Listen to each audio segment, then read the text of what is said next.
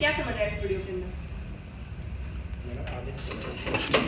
सब ma'am work place पे कैसे पॉजिटिवली एनवायरनमेंट क्रिएट किया जाए जिससे एम्प्लॉयज वगैरह सेटिस्फाई हो, अपने काम को 100% उससे कर पाएं और जो है कंपनी को प्रॉफिट वगैरह। Very good. जो मैम ने बताया है कि जो पॉजिटिव वर्क एनवायरनमेंट, आज हमारा जो टॉपिक है यही है कि एक पॉजिटिव वर्क एनवायरनमेंट कैसा होना चाहिए। ठीक है, तो मैम के लिए सबसे पहले तालियां बजा दिए। ऑनलाइन बेस ज़्यादा हो गया है, चाहे वो होटल इंडस्ट्री हो, चाहे वो बैंकिंग सेक्टर हो, चाहे वो कोई भी सेक्टर हो, यानी कि आप शॉपिंग हो गया, ये सब चीज़ें क्या है कि एक छोटे से एप्लीकेशन से आदमी बहुत अच्छा पैसा कमा देता है और बहुत सारों को रोजगार देता है। धन्यवाद चाहूँगा उनके लिए तालियां बजाएं। First table is good table, time हो गया। आज का जो टॉपिक है बड़ा इम्पोर्टेंट है, वह है career development and goal setting.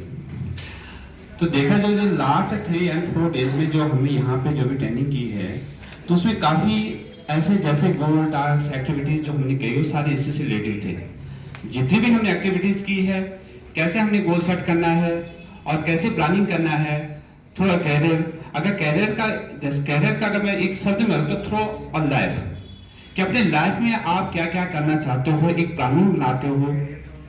ठीक है, वो कैरियर हो गया है। और कैरियर के लिए आपने क्या क्या, जैसे कैरियर डेवलपमेंट कैसे करते हैं, सेल्फ असेसमेंट होना चाहिए आपको कि आपके अंदर क्या क्या कमियां हैं वो आपको पता होना चाहिए, आपके अंदर क्या क्या क्वालिटी है, क्या स्ट्रेंथ है आपकी, ये आपको पहले ही पता चलना चाहिए। जो कमियां हैं उसे आप उसको इम्प्रूव करके, ठीक है, किसी भी, क्योंकि अगर हम किसी भी टास्क के बारे में सोचते हैं तो टास्क या किसी भी कंपनी में जब आप जाते हो कि मैं इस पोस्ट के लिए अप्लाई करता हूं, तो उस पोस्ट के बारे में मुझे पूरा नॉलेज होना चाहिए। क्या उसके लिए मैं कैपेबल हूं या नहीं हूं, अगर नहीं हो तो मुझे उसके लिए क्या प्रिपरेशन चाहिए है, तो सारे इसी टॉपिक से रिलेटिव है, सब इसी में हम आपको पूरा एक्सप्लेन कर देंगे, बता देंगे कि क्या क्या जाए। सेल्फ असेसमेंट हो गया, कैरियर अवेयरनेस हो गया, गोल सेटिंग हो गया, स्किल ट्रेनिंग हो गया और परफॉर्मिंग हो गए। तो ये सारे जो है ये सब इसी से कि कैसे हम डेवलप करेंगे अपने कैरियर को। अच्छा, ठीक है। और जैसे the difference between two job and career, job क्या होता है, जॉब अगर बेसिकली देखा जाए तो जॉब के हमें क्या है, स्टार्टिंग और एंडिंग पॉइंट का पता हो रहता है। जैसे कि हम अपनी वित्तीय आवश्यकताओं के लिए जब किसी भी कंपनी या संगठन को निश्चित समय के लिए काम करते हैं जिसमें हमारे काम के बदले पैसे, वेतन या पैसे के रूप में मिलता है, तो उसे हम जॉब कहते हैं। जैसे सब रिस्पॉन्सिबिलिटी होती है, तो जैसे कि हमारे पास है कि हमको बच्चों को पढ़ाना है, एक वो रहता है, हमारा सिलेबस होता है, उसके हिसाब से उनको पढ़ाना पड़ता है अपने वीकली। तो हम पर्सनल लाइफ क्या होता है, हमारा पर्पज क्या होता है, अपने गोल जो भी है, हमारे गोल हमने डिसाइड किए होंगे, उसको अचीव करना है। Next sir.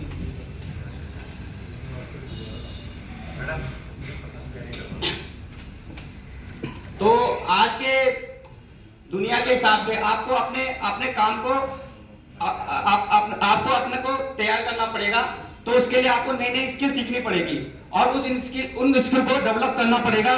तो जिसमें आपकी है ये स्किल है, कम्युनिकेशन स्किल हो गई, सॉफ्ट स्किल हो गई, डिजिटल स्किल हो गई।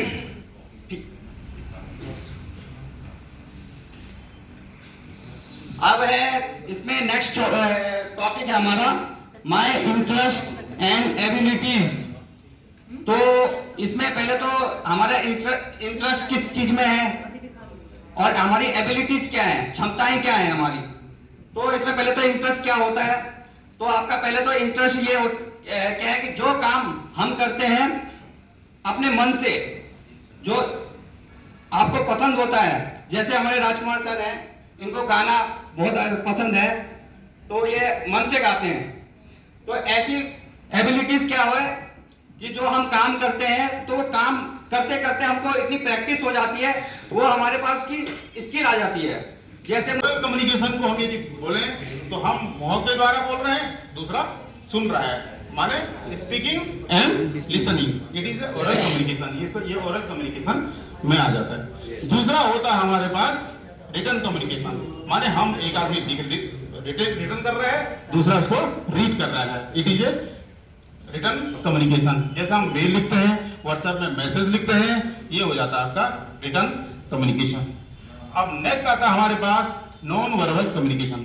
नॉन वर्बल कम्युनिकेशन में हम बिना वर्ड्स का यूज किए हुए नॉन वर्बल कम्युनिकेशन करते हैं। इसमें हम केवल एक्सप्रेशन के द्वारा या आपका बॉडी मूवमेंट होता है, फेस एक्सप्रेशन होता है, इसके द्वारा जो एक्सप्रेशन किया जाता है वो होता है आपका नॉन वर्बल कम्युनिकेशन। जैसे आप हैंड शेक करते हैं, उससे भी कॉन्फिडेंस पता चलता है, हैंड शेक से पता चल जाता है, आई कांटेक्ट होता है, आपका कितना डिस्टेंस किसी दो लोगों के बीच में होता है, इससे भी हम आइडियाज लगा लेते हैं। Thank you. वो चाहे बोल नहीं पा रहा तब भी उनके बीच कम्युनिकेशन हो रहा है, लेकिन यहाँ तक तो सभी जानते हैं, लेकिन आगे हम एक कम्युनिकेशन के आगे स्टेप्स पे जाएंगे तो कम्युनिकेशन की ज़रूरत क्यों है, क्योंकि कई बार क्या होता है हमारे जो कम्युनिकेशन है वो बहुत चीज़ों पे डिपेंड करता है। ठीक है कि एक तो है कि हमारा बोलना, जैसे अभी हमने लास्ट क्लास में पढ़ा कि हमने क्या किया कि कम्युनिकेशन के इम्पोर्टेंस क्या है और कम्युनिकेशन के टाइप्स क्या हैं। तो कम्युनिकेशन के टाइप में हमने पढ़ा कि वर्बल कम्युनिकेशन है, रिटन कम्युनिकेशन है और हमारा नॉन वर्बल कम्युनिकेशन है। लेकिन ये कहाँ इंपॉर्टेंस होता है, कहाँ हमसे गलतियाँ होती है, कहाँ हम इम्प्रूव करते हैं, ये चीज़ जानने के लिए हम लोग इस टॉपिक को पढ़ रहे हैं, मतलब इसके बारे में हम डिस्कस कर रहे हैं कि हम कहाँ पे गलत हो जाते हैं कई बार, या हमारे अंदर क्या क्या एरिया ऑफ इम्प्रूवमेंट्स है जो हमें इम्प्रूव करने चाहिए।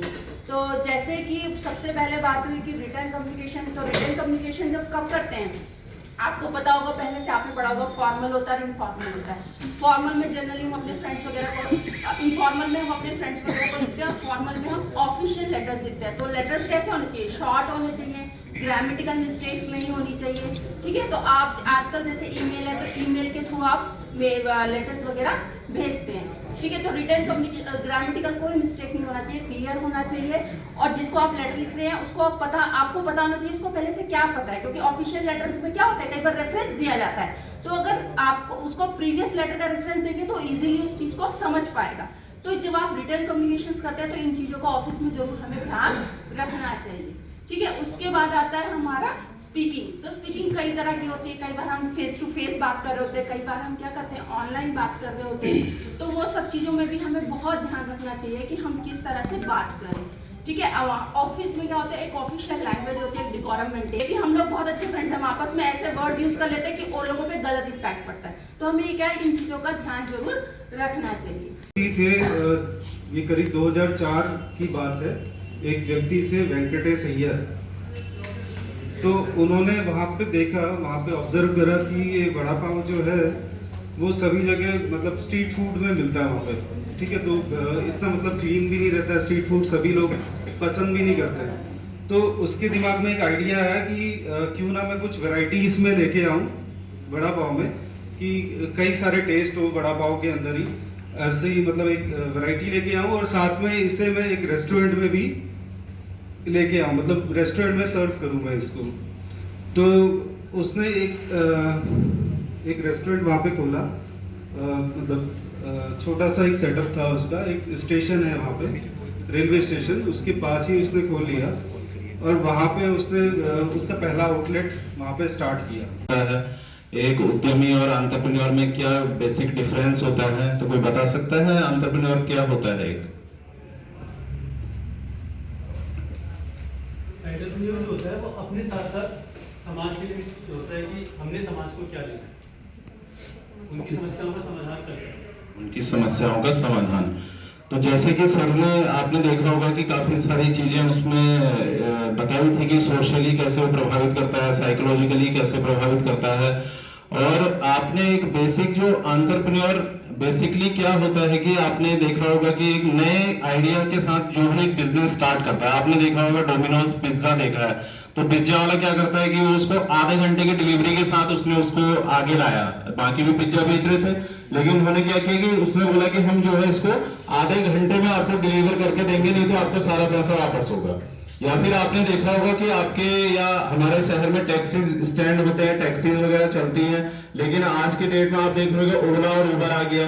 क्यों आया ओला और उबर? उसके अंदर एक नया ड्रीम आया कि भाई जो है इस तरह से मैं जो है नया बिजनेस स्टार्ट कर सकता हूँ, नहीं तो वो भी एक टैक्सी, उसके पास कोई टैक्सी नहीं है ओला उबर के पास, उसकी अपनी कंपनी, सिर्फ एक एप्लीकेशन उसने डेवलप किया और कंपनी है और उसका शेयर उसके पास आता है, बाकी उसका अपना उसमें कुछ भी नहीं है। बाकी और आप जैसे कि छोटे छोटे इसी तरह के अलग अलग बिजनेस, आप उसके बाद ओला उबर आया तो एक नया बिजनेस, एक नया आइडिया दूसरे के ऊपर उसे रैपिडो लॉन्च कर दिया। आज की डेट में आप देखते होंगे कम पैसे में और छोटे से उसमें जो है आप रैपिडो में जो है इधर से उधर जा सकते हैं। तो ये मतलब नए नए आइडियाज के साथ जो भी एक नया बिजनेस स्टार्ट होता है तो वो एक एंटरप्रेन्योर होता है। और जब भी कोई हम नया बिजनेस स्टार्ट करते हैं तो हमारे पास प्लानिंग भी है, सब कुछ, रिस्क भी होगा लेकिन कैलकुलेटेड रिस्क होगा। लेकिन कैलकुलेटेड रिस्क आप कैसे करेंगे? जब आप मार्केट में जाएंगे और सर्वे करेंगे। जब भी आप देखते हो। गुड मॉर्निंग स्टूडेंट्स, कैसे आप सभी? बस बढ़िया। ठीक है, सबसे पहले हम एक टास्क करते हैं छोटा सा। आप सभी लोग अभी थोड़ा सा सुस्त बैठे हैं, कोई ऐसे कोई वैसे, तो थोड़ा वार्म अप कर लेते हैं बॉडी को। तो आप ऐसे कीजिएगा, अपने दोनों हथेलियों को मिलाइए सभी और जोर से रगड़िए इसको पूरी ताकत के साथ, पूरी एनर्जी के साथ। और जब तक मेहनत हो तब तक आप स्टॉप नहीं होएगा। कैसा फील कर रहे हैं?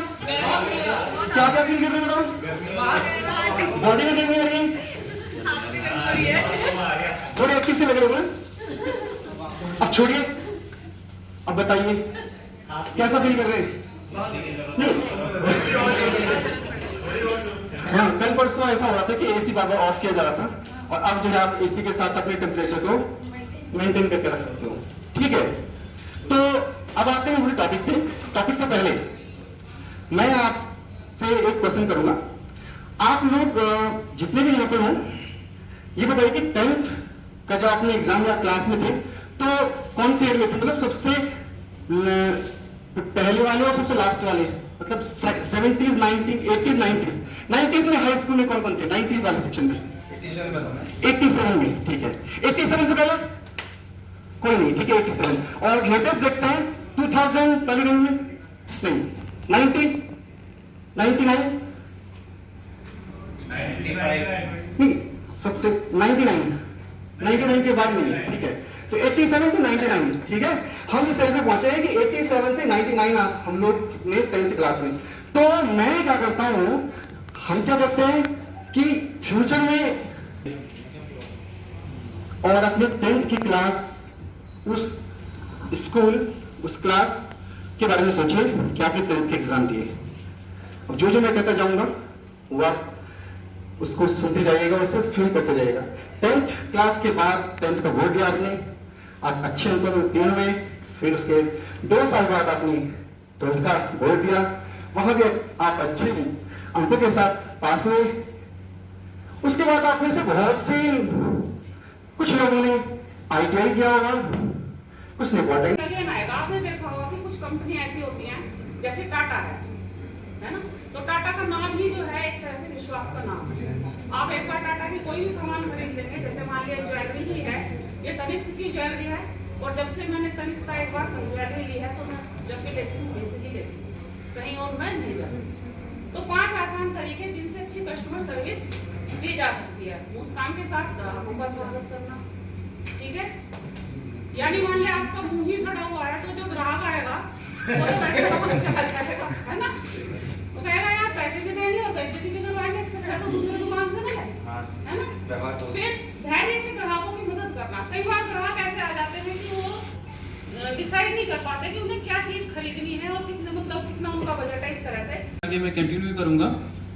जब भी कोई कस्टमर होता है, 4 चीज की आपने बात समझ ली, लेकिन सबसे पहले क्या होता है कि जब भी कोई कस्टमर हमारे पास आता है तो हमें उसे प्रूव करना पड़ता, परीक्षण करना पड़ता है कि उसके क्या नीड है। ऐसे नहीं कि पूरी दुकान उसके सामने खोल के डाल दी, पूरा सामान उसके सामने बिखेर दिया। तो उसमें क्या होता है कि जनरली हमें उससे 3 तरह के क्वेश्चन पूछने पड़ते हैं, open question, probing question and closing question. इसके बारे में हम पहले भी आपको कल भी डेमो किया, आज भी डेमो किया, काफ़ी कुछ आप लोगों को मालूम है। तो ओपन क्वेश्चन वो क्वेश्चन होते हैं जो उससे टेंटेटिवली पूछ लिए जाते हैं कि सर आपकी प्राइस चेंज की है। प्रोबिंग क्वेश्चन जिसमें उससे थोड़ा डिटेल पूछ सकते हैं कि सर आपको कौन सा कलर पसंद है या आप किसके लिए ले रहे हैं। और लास्ट में क्लोज क्वेश्चन वो क्वेश्चन होते हैं जिससे ये पता लगता है कि वो आइटम किसके लिए परचेज कर रहा है। इसके बारे में ऑलरेडी आपको काफ़ी डिस्कस कर चुके हैं। चलिए, लेकिन सबसे बड़ी बात है कि किसी भी सेल को क्लोज करना, तो आपको क्या करना है, उसमें सुधार करना है, उसको पोलाइटली लेना है और उस समस्या का समाधान भी करना है। तो धन्यवाद। आज का टॉपिक हमारा ये है। को अपॉइंट करेगा कि वो फुलफिल होनी चाहिए, तो वो कुछ क्वालिटी क्या क्या होनी चाहिए वो चीज है इसमें कि सबसे पहले आता है सुटेबल टेक्निकल स्किल। तो सबसे मेन तो जरूरी चीज यही है कि जिस पोस्ट के लिए है उस पोस्ट की उसे पूरी अपनी उस फील्ड के बारे में उसकी अपनी जानकारी होनी चाहिए। दूसरा है good soft skill. Soft skill उसका व्यवहार है, बिहेवियर है, वो सारी चीजें हैं, वो उसके अंतर्गत आता है कि वो होना चाहिए उसका। फिर तीसरा है ability to work along with other people. एक टीम वर्क की भावना इसके अनुसार जो है उसके अंदर काम करने की एक क्वालिटी होनी चाहिए। फ्लेक्सिबिलिटी कि जिससे एक काम के अनुसार उसके परिस्थिति के अनुसार जो काम करना है उसको भी वो चेंज करता रहे, फ्लेक्सिबल रहे, वो भी चीज उसके अंदर होनी चाहिए। चौथा है ambition to learn and grow in the career. और आगे बढ़ने की एक भावना जो है उसके अंदर होनी चाहिए, हमेशा जो है इंप्रूवमेंट चेंजेस करता रहे और लर्नर की तरह से बिहेव करे कि सीखता रहे कुछ ना कुछ।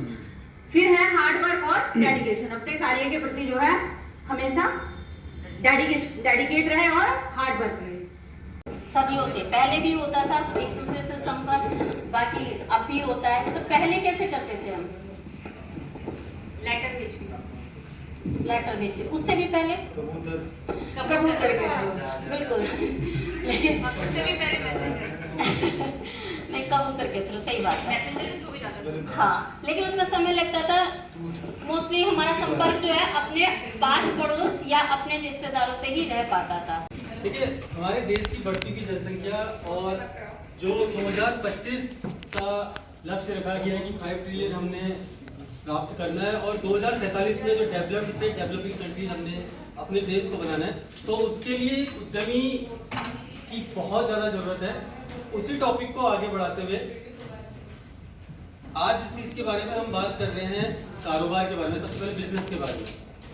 बिजनेस बहुत प्रकार का होता है, लेकिन बिजनेस में जो सबसे पहली चीज़ आती है वो आता है आपका प्रोडक्ट और दूसरा आता है सर्विस। अच्छा, आप लोग एक चीज़ मेरे को बताइएगा, यहाँ पर कोई ऐसी कौन कौन सी चीजें हैं जिनको आप जो है छू सकते हैं, टच कर सकते हैं? टेबल है, चेयर, टेबल, पेन, कॉपी। ये रेजिस्ट्रेशन समाप्त नहीं हो जाता। तो अभी हम लोगों ने प्रोडक्ट और सर्विस के बीच का डिफरेंस समझा कि प्रोडक्ट हम किसे कहते हैं और सर्विस क्या है। गाड़ी को हम क्या कहेंगे, प्रोडक्ट या सर्विस?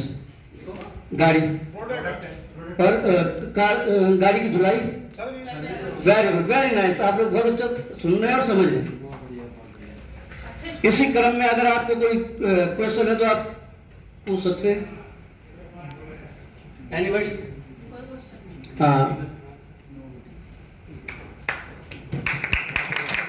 इसमें अगर हम यात्रा के उसमें देखा जाए तो पहले बैलगाड़ियां होती थी, ठीक है, उसके बाद उसका सिनेरियो चेंज हुआ, थोड़ा सा साइकिल वगैरह आने लगी, ठीक है, और डेवलपमेंट हुआ, मोटरसाइकिल, ठीक है, स्कूटी जो अब दिख रही हैं आप सबको, स्कूटर्स है ना, कार वगैरह आ गए, एरोप्लेन वगैरह सब, रेलगाड़ी वगैरह सब, ये डेवलपमेंट होते चले गए। लेकिन उसमें से कुछ चीजें अभी भी छूट गई हैं, ठीक है।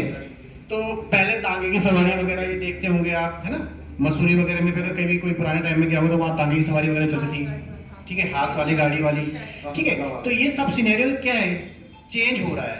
ऐसे ही पहले अगर मैं कंप्यूटर के उससे जोड़ूं उसको, तो पहले क्या होता था, ऑफिस में केवल कागजी कार्रवाई होती थी, जिसमें अगर किसी बिजनेस में देखा जाए तो मुनीम को बिठा दिया जाता था जो प्रॉपर एक सिर्फ लिखता था, और जो भी उसको गणनाएं करनी होती थी वो किससे करता था, सिर्फ हाथ से करता था या लेजर बनाता था, है ना। हमेशा चलती रहेगी, वो आने वाले 10 साल में जो है आउट हो जाएगी, इसकी पूरी गुंजाइश है। कुछ अपवाद भी हो सकते हैं, कुछ अपवादों को अगर छोड़ दें तो जैसे मतलब कोलगेट है और पार्ले जी है जो आज भी बरकरार चल रहे हैं। हाँ, मैगी भी आप कह सकते हैं। कुछ बहुत सारी चीजें हैं, ऐसा नहीं है कि वो मतलब ये 2-4 नाम ही है, बहुत सारी चीजें हैं। बाकी जो है और नहीं तो जो टेक्नोलॉजी है वो हर 10 साल में चेंज हो जाती है और उसी के आधार पर जॉब बनती है। हम जो है अगर इसकी बात करें तो मतलब जैसे हमारे गाँव में जो है एक शॉप हुआ करती थी इलेक्ट्रिशियन की, मतलब उसकी रेडियो सुधारने वाले जो मिस्त्री है, उसने पहले जो है रेडियो और टीवी सुधारे। कुछ दिनों बाद जो है वो आउट ऑफ डेट हो गया कुछ, तो फिर जो है थोड़ा सा उन्होंने क्या काम किया कि म्यूजिक सिस्टम ले आए। फिर वो जिनको हम गांव की भाषा में टैग बोलते हैं, बड़े बड़े डीजे टाइप, तो काफ़ी चला उनका। फिर जो है वो भी आउट ऑफ डेट हो गए। तो डिजिटली लिटरेसी क्या है या डिजिटली साक्षरता क्या है, और दूसरा प्रश्न ये उठता है कि हम उसे डे टू डे लाइफ में उसे किस तरह से यूज करते हैं। तो सबसे पहले समझते हैं कि डिजिटली साक्षरता क्या है। जब कोई भी व्यक्ति समाज में, दुनिया में तकनीकी विकास और कौशल के क्षेत्र में हो रहे परिवर्तन और जानकारी के बारे में जानकारी ग्रहण करता है और उसे मोबाइल फोन, टैबलेट या कंप्यूटर के माध्यम से इम्प्लीमेंट करता है, और यदि ऐसा कर पाने में वो पूर्ण रूप से सक्षम है तो कहा जा सकता है वो डिजिटली साक्षर है। और यदि वैसा नहीं कर सकता तो ये कहा जा सकता है उसे इम्प्रूवमेंट की आवश्यकता है। उदाहरण के रूप में मैं समझाऊंगा आपको कि पहले जैसे हम फंड ट्रांसफर करने के लिए बैंकों में जाते थे, बैंकों में एक टाइमिंग होता था कि 10 से 5 ही आप ये काम कर सकते हो, सैटरडे संडे ऑफ होता है, तो एक बाउंडेशन थी हमारे पास टाइम की कि हम उस टाइम के अंदर ही वो काम करेंगे। लेकिन टेक्नोलॉजी को हमने अडॉप्ट किया और अडॉप्ट करने के फलस्वरूप ये परिणाम हुआ कि जितने हमारे नेशनलाइज बैंक हैं उनके जो एप्लीकेशंस हैं उनके माध्यम से हम फंड इजीली ट्रांसफर कर सकते हैं कभी भी किसी भी वक्त। इसी प्रकार से हम ऑनलाइन टिकट बुक करते हैं, एयर टिकट, ट्रेन टिकट, और ऑनलाइन प्लेटफॉर्म में हम शॉपिंग, जैसे ऑनलाइन शॉपिंग करते हैं फ्लिपकार्ट के माध्यम से, अमेजन, गूगल पे, यूपीआई, इन सब प्लेटफॉर्म का यूज हम डिजिटली रूप में करते हैं। तो कहीं ना कहीं हम डिजिटली साक्षर हैं। अभी परसों बात होती थी, सर ने कहा था क्या बोलते हैं कि डिजिटल लेन देन होता है उसमें थोड़ी सी हम डरते हैं। और सही बताऊं तो हम जब हम कोई चीज सीखते हैं और उसका अगर हमें पूर्ण रूप से ज्ञान नहीं, तो लेकिन कहीं ना कहीं ज्ञान होने के बावजूद हमें डरना चाहिए उसका हमें, और उसमें सर सहयोग करेंगे। एक्चुअली मेरी प्रॉब्लम्स है कि मेरी बेटी की शादी है और मैं इसके डिजिटल जो लिटरेसी है इसके बारे में नहीं जानता, और मेरे पास कुछ कैश है और कैश भी ज़्यादा नहीं है, करीबन 10,000 रुपये हैं, और मेरे अकाउंट्स में कुछ पैसे पड़े हैं 70,000 के करीब। और मेरा बेटा परचेजिंग के लिए गया है दिल्ली, और आज फ्राइडे है, फ्राइडे की भी शाम का टाइम है, 5 बज चुके हैं। कल सेकंड सैटरडे है, बैंक बंद रहेगा, परसों संडे है और मंडे की शादी है, पैसे का अरेंजमेंट नहीं है। तो मैं कैसे करूं, कैसे इससे बाहर निकलूं, थोड़ा सा ये प्रॉब्लम्स मेरे सामने है और टाइम भी लगभग वो तो मैं क्या थी फ्राइडे में प्रॉब्लम था। अच्छा, लेकिन वहाँ थोड़ा नज़दीक हमारे जानकार की दुकान थी, उसने बोला कि भेज दो गुरुजी उसको। जब उसने सामान खरीदा तो सामान में जितने पैसे दिए थे उससे थोड़ा ज़्यादा हो गया, लगभग 2 लाख रुपये का। बस थोड़ा थोड़ा, क्योंकि हमें पता है 20, 30, 40 साल तो नौकरी करनी है, तो उसके लिए एक छोटा सा अमाउंट जो पर्टिकुलर हम टाइम टू टाइम उसको इन्वेस्ट कर रहे हैं, उसे कहा जाता है लॉन्ग टर्म सेविंग्स। बहुत छोटी सी अमाउंट लॉन्ग टाइम के लिए, वो हो गई हमारी लॉन्ग टर्म सेविंग्स। एक हो गई इमरजेंसी सेविंग्स। इमरजेंसी लगभग जो है ना हर व्यक्ति के जीवन में कभी ना कभी आ ही जाती है और उसके लिए प्रिपेयर होना पड़ता है। तो इमरजेंसी सेविंग्स में जैसे जो है ना किसी को मेडिकल से रिलेटेड हो गया या अदर कुछ भी हो गया, तो उसके लिए एक इमरजेंसी सेविंग्स हमें रखनी चाहिए। और जो हम बनाते भी हैं कि आपके फंड का, सैलरी का एक हिस्सा, एक थोड़ा बड़ा हिस्सा जो आप ये सोच के चलते हो क्या कभी भी कुछ भी हो सकता है, उसको हम जब इस तरीके से यूज करते हैं कि किसी भी इमरजेंसी में हम उसे यूज कर सकें, तो वो कहलाती है इमरजेंसी सेविंग। और एक होता है गोल सेविंग। गोल सेविंग मतलब हमारे कुछ टारगेट्स होते हैं, हमें मोबाइल्स लेना है, कार लेनी है, ठीक है, और होम मतलब घर लेना है। इसके लिए जब हम एक ज़्यादा टाइम नहीं लेंगे इसमें, इजी करना है। क्या है यार, कौन सा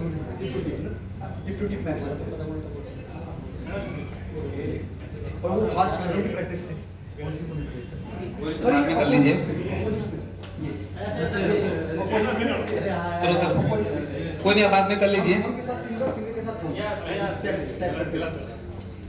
जब भी हम पैसे की बात करते हैं तो हम ऐसे करते हैं, लेकिन हम ज्यादा पैसे की बात करेंगे तो इसलिए मैं दोनों हाथों से किया है। सर आप लोग बैठ जाइए, कोई बात में प्रैक्टिस कीजिए, आपको बेनिफिट मिलेगा, पैसा आएगा। ये जो पॉजिटिव वर्क एनवायरनमेंट है उसके बारे में भी हमने डिस्कस किया है ऑलरेडी कि कौन कौन सी चीजें होनी चाहिए। गुड फिजिकल वर्क कंडीशन में आपका लाइटिंग, जैसे सर बता रहे थे अभी कि कि लाइटिंग होनी चाहिए, ठीक है, टेम्परेचर होना चाहिए, वेंटिलेशन होना चाहिए, है ना, ये चीजें आ गई। दूसरा कम्युनिकेशन, सर ने बताया था, ये बचेती सर है, कि कम्युनिकेशन अच्छा होना चाहिए, हॉनेस्ट होना चाहिए, ओपन माइंडेड होना चाहिए, है ना।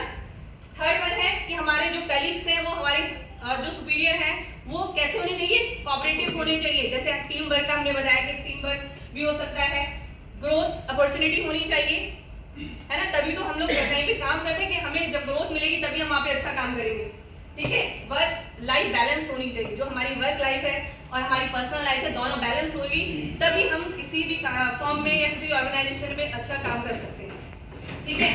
तो बात करेंगे घर में किधर भी स्ट्रेस है, बहुत ज़्यादा स्ट्रेस है, किस लेवल का है, उसको ओवरकम कैसे करना है, उसके बारे में बात करेंगे। तो उससे पहले कुछ छोटा सा ऐसी एक्टिविटी कर लेते हैं। मुझे लग रहा है हम लोगों का लाइफ में जो स्ट्रेस है अपने वर्क प्लेस में, अपना प्रीवियस जॉब में और अपना करंट जॉब में, कभी ना कभी ये चीज़ जरूर फेस किया होगा, थोड़ा लो लेवल पे या हाई लेवल में। तो मैं ही चाहता हूँ थोड़ा सा इसको फ्रेंडली बना के आप लोग अपना एक एक एक्सपीरियंस कोई शेयर करें, जिससे कुछ पॉजिटिविटी निकले, कोई पॉजिटिव थॉट निकले कि हाँ ये अच्छा हुआ, स्ट्रेस था वो ओवरकम हुआ। तो एनीवन कोई भी आके अपने थॉट्स बता सकता है, अपना प्रीवियस जॉब, करंट जॉब में कुछ चैलेंजेस आए, उसकी वजह से स्ट्रेस पैदा हुआ और उसको कैसे ओवरकम किया। तो और आपने कहा 100, मैं इसको मानता हूँ कोई बात नहीं, सिंगुलर प्लूरल है, अगला नंबर हमारा वही है, हम इसको डिफाइन कर देंगे। लेकिन आपने जो आंसर दिया बहुत अच्छा आंसर दिया है। शॉप एक प्लेस है, तो आपने सही डिफाइन किया। एनिमल एंड बर्ड्स, आपको इनमें से बताना है कि एनिमल्स और बर्ड्स कौन सा बर्ड है। तो मैं जानना चाहूँगा जी, बहुगुणा जी, आप बताइए। G dog. डॉग और बताइए। नहीं, बस एक ही और मैं पूछना चाहता हूँ। हाँ बेटा। Cat, bird, dog, good, very good, fish, excellent excellent excellent. जी रावत जी, आप बताइए। सर बैठ जाओ जी, बैठ। बहुत अच्छा, आप बहुत अच्छा सीख रहे हैं। मुझे बड़ी खुशी हो रही है कि मेरी क्लास में जो है बच्चे बहुत अच्छा सीख रहे हैं। लास्ट हम जो है आप थिंक देखिए, मैं थोड़ा सा बता दूं, अगर इनमें से कोई चीज लाइक नहीं कर रही है तो वो थिंक, बहुत सारी चीजें हो सकती हैं, उनको हम थिंक की कैटेगरी में रखेंगे। तो अब आप Jaideep Singh. Otherwise that exclamatory sentence, wow, oh no, congratulations, like this. Because after that word, some exclamatory marks come. Next. Imperative sentence. Sarika, stand up. No, this is sentence. Imperative sentence. This is just like a sentence. I pull it, drive slowly, and take the next ride. This is the example of the imperative sentence. In which give any order, any instruction. सही दूसरी की गलतियों से भी सीखना चाहिए। अगर आप अपनी गलतियों से सीखते रहेगा तो बर्बाद हो जाएगा। आस पास के जो लोग होते हैं, रिश्तेदार हुए, दोस्त हुए या कोई हुए, उनकी गलतियां भी सीखनी चाहिए। अगर आदमी अपनी गलतियों से सीखते रहेगा तो बर्बाद हो जाएगा, ठीक है। अब मैं आता हूं टॉपिक में। तो जो आज मेरा टॉपिक है describing words, objects, wording and processes, ठीक है। तो हम जो डिस्क्राइबिंग वर्ड होते हैं उनको हम जो साइज, शेप, टेक्सचर या कलर जो सेंटेंस में होते हैं उनके लिए यूज करते हैं, ठीक है। तो साइज होता है आकार, शेप होता है बनावट, टेक्सचर क्या होता है उसको मतलब डिजाइन जो है ना बनाओ, फील करना, ठीक है। और कलर होता है उसका रंग। तो जो होते हैं वर्ड्स जो किसी डिस्क्राइब में यूज किए जाते हैं, किसी मतलब विशेषता बताई जाती है, किसी समथिंग मतलब किसी प्लेस की, किसी मतलब व्यक्ति की या किसी वस्तु की, तो क्या कहलाता है? एडजेक्टिव कहलाता है। इसे बोलते हैं विशेषता।